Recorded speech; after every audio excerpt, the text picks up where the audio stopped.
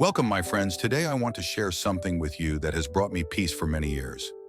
The knowledge that we don't need to be afraid, for God is in charge of everything. In my journey here at the monastery, there are days when my heart is troubled, like anyone else's. I worry about the world, about those I care for, about the unknown. But then I remind myself of a simple truth, one that Jesus taught us. Do not be afraid. These words are like a balm to a restless heart. You see, when we live our lives wrapped in fear, we're giving power to the things we cannot control. Fear takes our focus away from God and places it onto our worries. But when we shift our gaze back to God, something beautiful happens. Fear loses its grip. There are three lessons that we need to remember. The first lesson is God's sovereignty. Many years ago, my teacher shared a story that still echoes in my heart. He told me, "Brother John, imagine you're in a boat on the ocean. The waves are high and the storm feels overwhelming. But remember, the boat is God's and He is at the helm. Even in the fiercest storm, He's guiding you." God's sovereignty is like that. It doesn't mean the storm won't come. It means we don't have to fear it because we are not in it alone. God knows the beginning and the end of every story, even yours, even mine. When we believe that God is in control, we find strength to face the storms. The second lesson is surrendering our worries. Now let me tell you, surrender isn't always easy. I remember one night, years ago, lying awake, my mind racing with questions and concerns.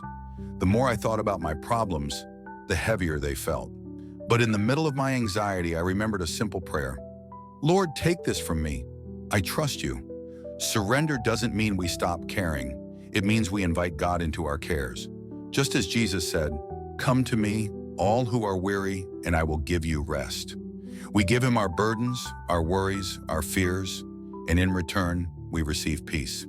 The third lesson is embracing the present moment. Fear often pulls us into the future, into the land of what if. But God's presence is here and now, with us in this moment. One of the monks here taught me that each day is like a gift, given only once, filled with grace for today, not tomorrow or next week, just today. When we focus on today, we start to notice God's presence in ways we might miss when we're preoccupied with tomorrow. We hear His voice in the laughter of a friend, in the song of a bird, or even in the silence of our own hearts. This is where peace lives, right here in the present. The fourth lesson is trusting God's perfect timing. Another lesson I've learned in my years here is that God's timing is different from ours. We are often in a hurry, eager for answers, solutions, and plans. But God's timing is always perfect. I remember a time when I prayed for something for many months. I felt discouraged, wondering if God had forgotten me. But then, when the answer finally came, I realized that God hadn't been silent. He'd been preparing me, teaching me patience, helping me to trust. Sometimes God delays His answers, not to withhold anything, but to give us the best in His time. So my friends, remember, you don't have to be afraid. We're not promised a life without challenges, but we're promised that God is always with us, in control, watching over us, even in the darkest hours. When fear tries to steal your peace, remind yourself of who holds your life. Like that boat on the stormy sea, God is at the helm, guiding you through. I encourage you to let go of what you cannot control, surrender your worries, embrace today, and trust that God's timing is perfect.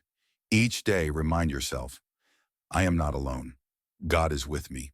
In this knowledge, may you find true peace. Thank you for sharing this moment with me. If this message has touched your heart, I invite you to subscribe and journey with us as we explore more lessons in faith and peace. And until we meet again, may God's presence go with you.